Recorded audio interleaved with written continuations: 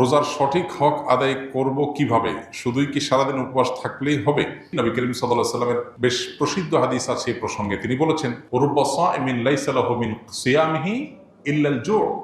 বহু রোজাদার আছে যাদের রোজা থেকে উপোস থাকা ছাড়া আর কিছু হয় না। রোজা থেকে সিয়াম পালন করে তাদের প্রাপ্তি, তাদের ঝুলিতে, তাদের ভান্ডে থাকে শুধুমাত্র উপোস থাকা, এছাড়া আর কিছু তারা পায় না। কত দুর্ভাগ্যের কথা! কষ্ট করে রোজা রাখলাম, কিন্তু উপোস থাকাই হলো, আল্লাহর কাছে কোনো কিছু গেল না।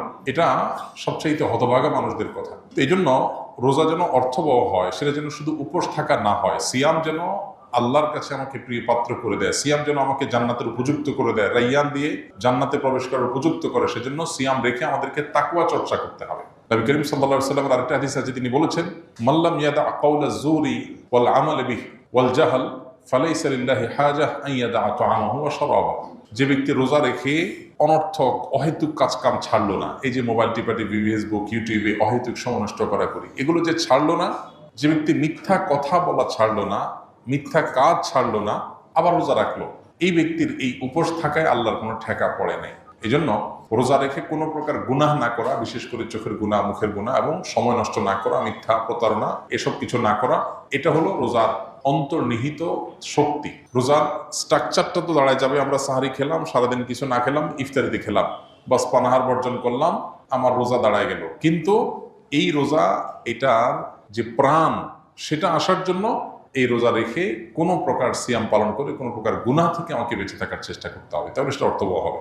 আল্লাহ আমাদের সবাইকে সেই তৌফিক দান করুন। এই চ্যালেঞ্জটাতে আল্লাহ তাআলা আমাদের সবাইকে বিজয়ী হওয়ার তৌফিক দান করুন। ব্যবসার ক্ষেত্রে কোন কোন দিকগুলো মেনে চললে আখিরাতেও তার ফলাফল পাবো? রাসূল কারীম সাল্লাল্লাহু আলাইহি ওয়াসাল্লামের সাথে রাসূল কারীম সাল্লাল্লাহু আলাইহি ওয়াসাল্লাম এবং সাহাবীদের ব্যবসার বৈশিষ্ট্য কেমন ছিল?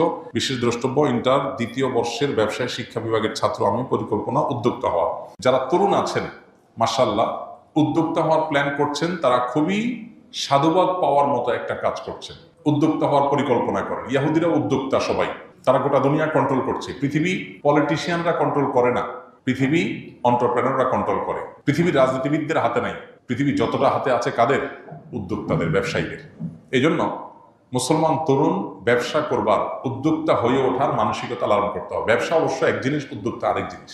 সৃষ্টিশীল কোনো কাজ, কোনো সম্ভাবনার নতুন দুয়ার খোলা, কোনো সংকট দূর করার কোনো উদ্যোগ গ্রহণ করা, এটাই তো উদ্যোক্তা হওয়া। অতএব এটা প্রশংসনীয়, কিন্তু উদ্যোক্তা হতে গেলে এই পথটা মসৃণ না। ধরা খাওয়ার আশঙ্কা থাকে, লুজার হওয়ার আশঙ্কা থাকে, চাপ তৈরি হয়।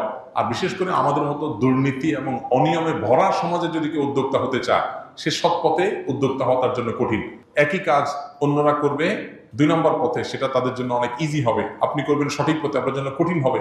এগুলো মাথায় রাখতে হবে। এই জন্য ট্রেনিং এর কোনো বিকল্প নেই। আপনি এন্টারপ্রেনারশিপের জন্য ভালো ভালো ট্রেনিং আছে, সেগুলো আপনাকে করতে হবে, প্রশিক্ষণ নিতে হবে, শিখতে হবে, অভিজ্ঞতাদের কাছে যেতে হবে।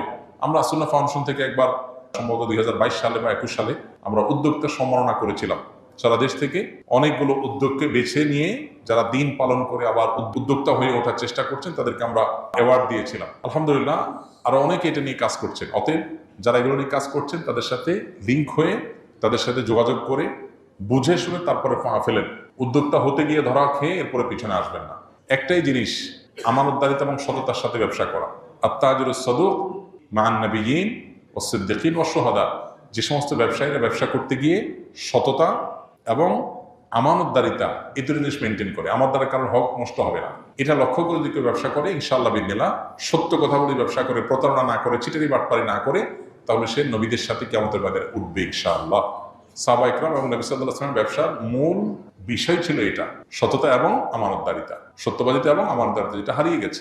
এটা করতে গেলে হয়তো অনেক পয়সা হবে না, কিন্তু আপনার ব্যবসাটা ইনশাআল্লাহ বিদিনিল্লাহ দুনিয়া এবং আখিরাতের নাজাতের কারণ হবে, বারাকাল্লাহের কারণ হবে ইনশাআল্লাহ। বাবা তার একমাত্র কন্যাকে জীবদ্দশায় সব সম্পদ লিখে দিতে চাইলে ইসলাম শরীয়তের দৃষ্টিকোণ থেকে কোনো বিধিনিষেধ আছে কিনা? খুবই গুরুত্বপূর্ণ একটি প্রশ্ন। আমাদের সমাজে যাদের একটি বা দুটি মেয়ে, কোনো ছেলে সন্তান নাই, সে সমস্ত বাবারা বেশিরভাগ ক্ষেত্রেই এই ধরনের কিছু একটা করে যেতে চান, যে আমার সম্পদ যেহেতু আছে, এই সম্পদ মেয়েকে সব লিখে দিয়ে যাই। কারণ কেন লিখে দিয়ে যেতে চান?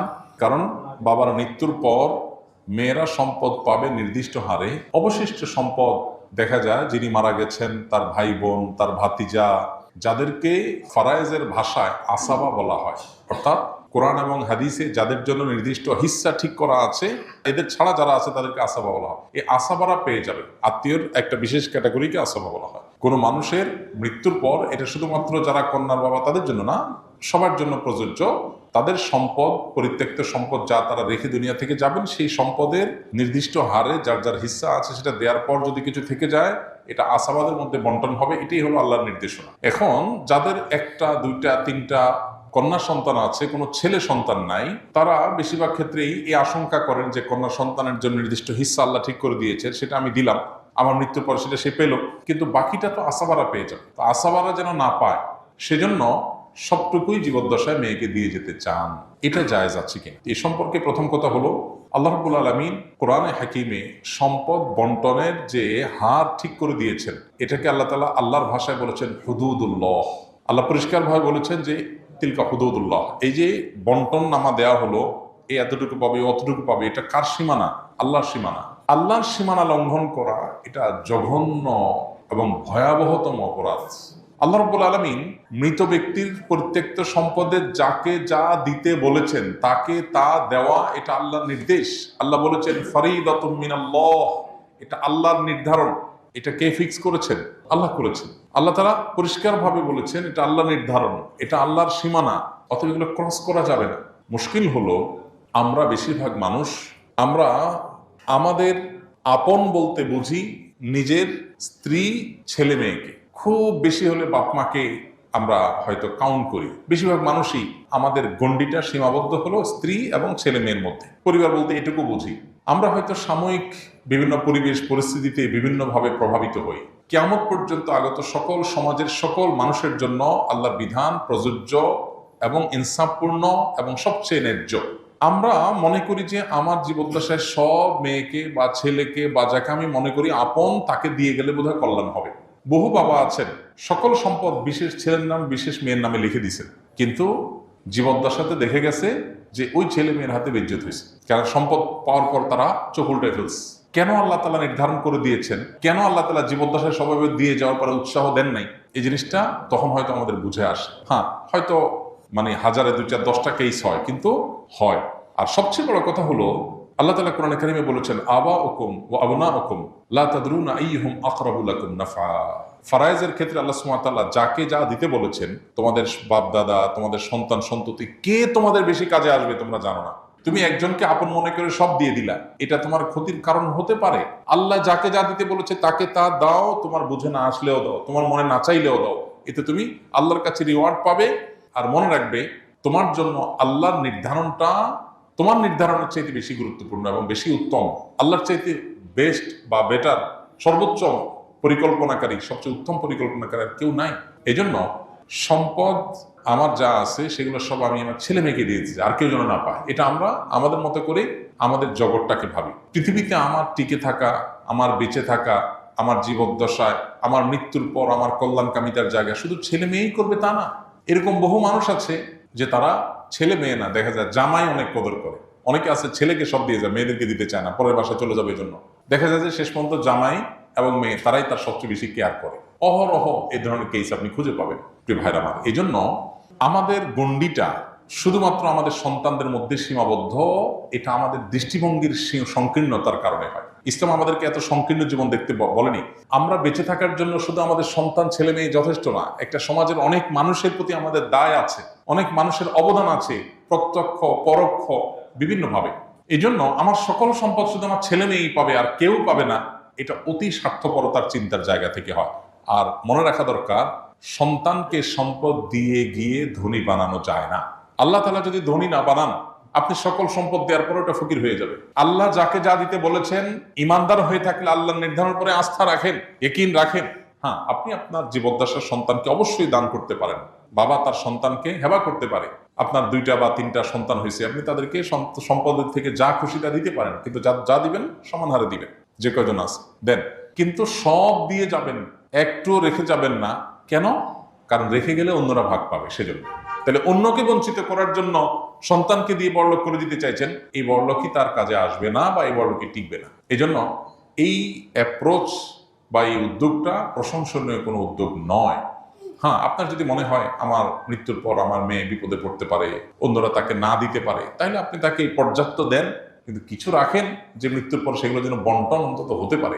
কিছুই রাখবেন না, এটা আপনার নিজের জন্য ক্ষতিকর, আর এটা শরিয়ার নির্দেশনাও না। আল্লাহ তাআলা কোরআনে কারিমে বলেছেন, ফাইন কুননা নিসাআন ফাওকা ইসনাতাইনি ফালাহুন্না সুলুসা মা তারাক ওয়া ইন কানাত ওয়াহিদা ফালাহান নিসফ। দুই বা দুইয়ের অধিক কন্যা সন্তান যদি কারোর থাকে, তাহলে তার মৃত্যুর পর তার সম্পদে যদি কোনো ছেলে না থাকে, শুধু কন্যাই থাকে দুই বা দুইয়ের অধিক, তাহলে তারা পাবে টোটাল সম্পদের 2/3, 3/2 আর যদি একটি কন্যা সন্তান থাকে তাহলে টোটাল সম্পদের 50%, হাফ, অর্ধেক পেয়ে যাবে। আর বাকিটা আসাবা হিসাবে যারা যারা আছে সবার মধ্যে বন্টন হবে। অতএব আপনার যদি মনে হয় যে না, জীবদ্দশায় আমার বেশ কিছু দিয়ে যাওয়া উচিত, তার তেমন কিছু নাই, আপনি দেন, কিন্তু কিছু রাখেন অন্তত বন্টনের জন্য। অন্যদেরকে বঞ্চিত করে ফেলে সন্তানকে ধনী বানানোর চিন্তা প্রশংসনীয় চিন্তা নয়।